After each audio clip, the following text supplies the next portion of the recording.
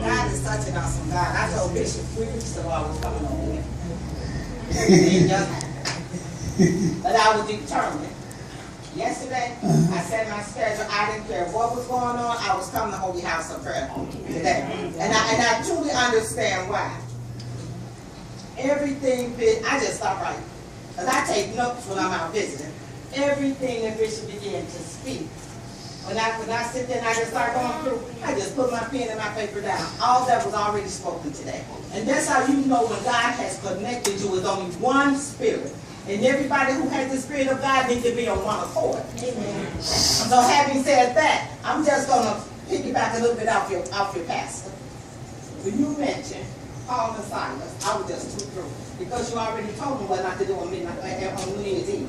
You already said you need to be in church on midnight on New Year's Eve. So at midnight you need to be praying. That's right. Well, the word said at midnight Paul and Silas was praying. Now you got to understand how they had them all connected together and stuff in that cell. God allows things to happen at midnight. Yes, when you praying at midnight, and midnight don't just have to be at 12 a.m. When you praying in your darkest hour, God is allowing things to happen.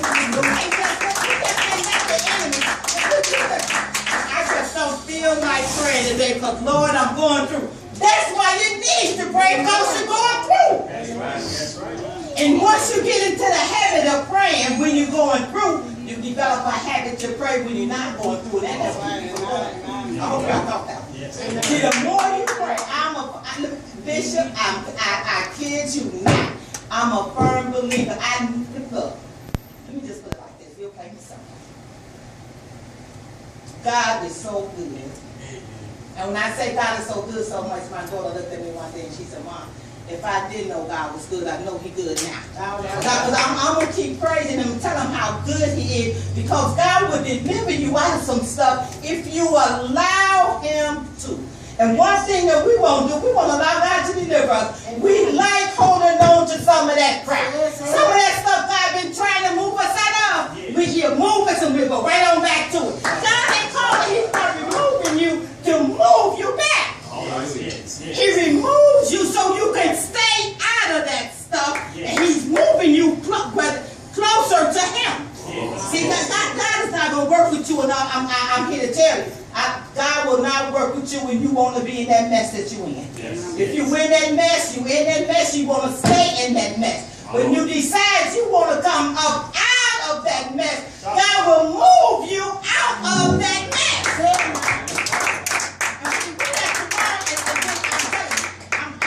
When you're talking, I'm sitting there and I'm just going, okay, Bishop, come on now. I'm telling you, all that stuff that your bishop has spoken to you today, I done been through some of that stuff. I have been through.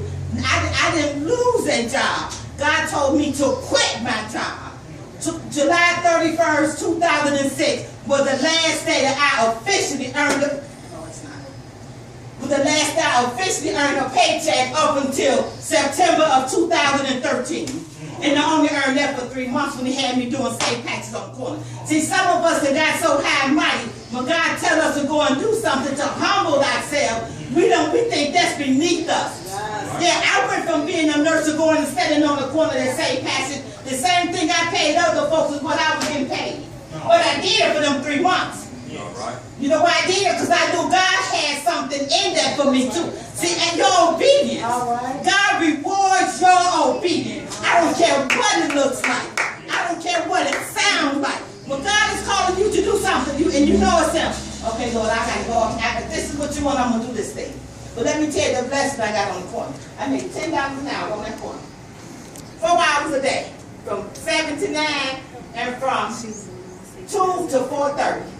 But He also let me write 5 songs while I was standing on the corner. I'm just on the corner walking and praying. He just dropping these songs and I'm just to write. Then I go home and I put them down. Then I go back and see, God didn't call me to just stand on the corner. He called me in the street to intercede in the street. So it wasn't about on the corner.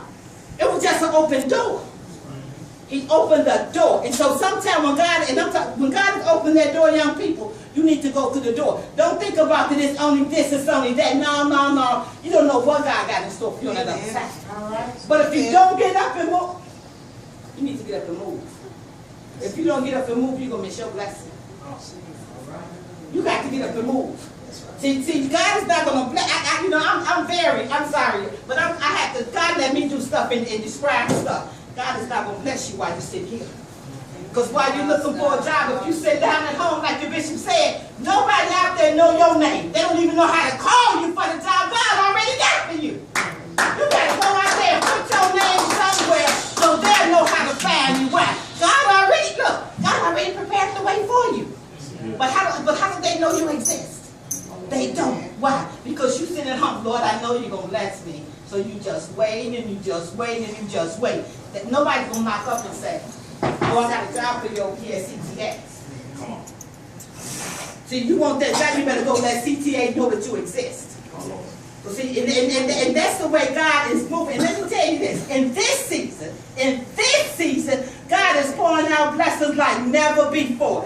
And we're, as a church body as a whole, we're missing the blessings. Amen. Amen. Everybody in the street looks like they being blessed except the folks in the church.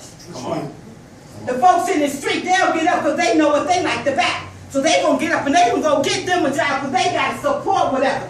God will give you a job and support you while you are on the job, while you're serving Him, and you're going to get continual blessings. Those worldly blessings is only temporary. I need to tell you that. But God's blessings are perpetual. They never stop. Yes, yes. They never stop. See, and we got to be, as a church family, we got to be mindful of what God is trying to do with us. But not even what He's trying to do, what He wants to do. Right. So we get this thing a little twisted. The word said, I will open up the window of heaven and pour y'all blessings where you don't have room to receive. That's what the word said. But think how God thinks for one moment. He said, I want to open up the windows of heaven and pour y'all blessings. Not only will He do it, He wants to bless us. Yes. We got to be mindful. If you want something from God, look, if you want something from the world, you're going to get, you're going to kick down the door and get what you want. You better be trying to bombard heaven and kick your way in and get what you want. All right.